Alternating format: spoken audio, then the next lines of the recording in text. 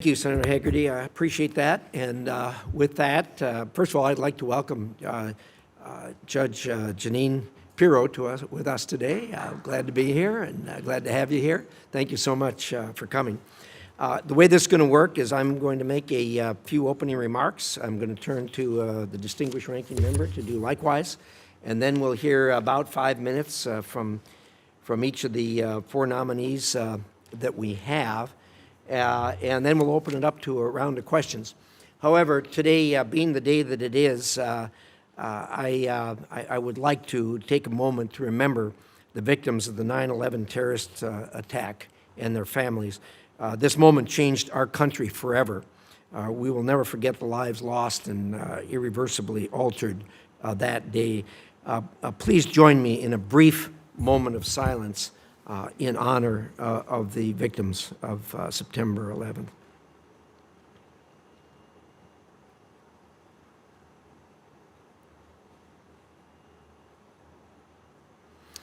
With that, we'll turn to our agenda, and I have a few remarks to open, and then I'll yield to Senator Shaheen. First of all, I want to thank, obviously, the nominees here today, and importantly, their families for being with us here today. For your willingness to serve. Obviously, there's a sacrifice involved in that, and we're certainly appreciative that you're willing to make that sacrifice for your country. I'm going to start with Mr. Vieprich, who is Assistant Secretary for Population, Refugees, and Migration. You'll work alongside President Trump and Secretary Rubio to secure our borders and make American foreign aid targeted and in service of our interests.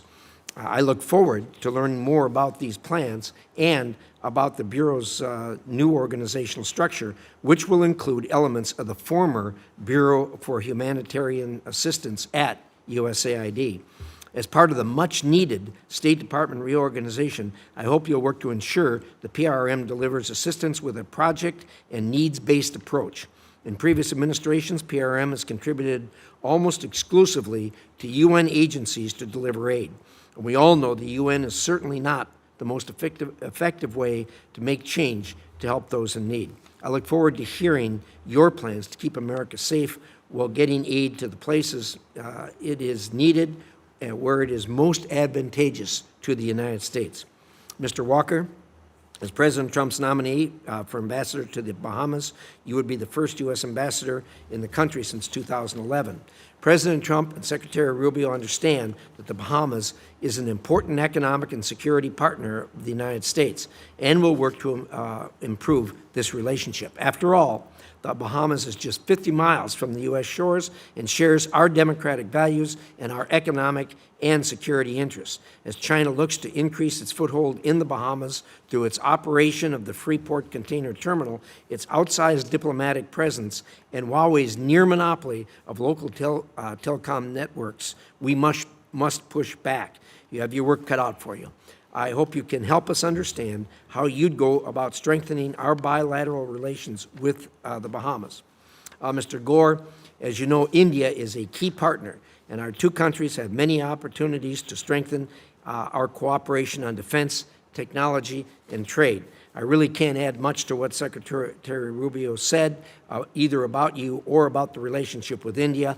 Both are incredibly important.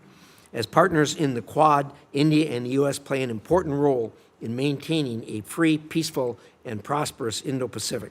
While our relationship has its frictions, we cannot ignore that our countries are strategically aligned on the need to counter China's unfair economic practices and malign influence in the region. At the same time, you must balance those strategic priorities with difficult conversations. India's close energy relationship with our adversary, Russia, is incredibly troubling. President Trump has taken action to address India's dangerous purchases of Russian oil, and I hope you will double down on those efforts, making clear to your Indian counterparts that the United States will not tolerate support for Putin's war machine. Mr. Holzsnyder, the United States and Jordan have a strong, long-standing relationship guided by our shared goals of a peaceful, stable, and prosperous Middle East. His Majesty King Abdullah of Jordan is a close friend of this committee and its members, and there isn't any world leader who meets with us more frequently. Last fall, our ally Israel and Jordan celebrated 30 years of peace, but this relationship is facing strong headwinds. Anti-Israeli sentiment among Jordanians is on this rise, and this sentiment has only deepened in the years since Hamas's brutal October 7th terror attack. You've had a distinguished career of service across the Middle East in both the State Department and the Marine Corps.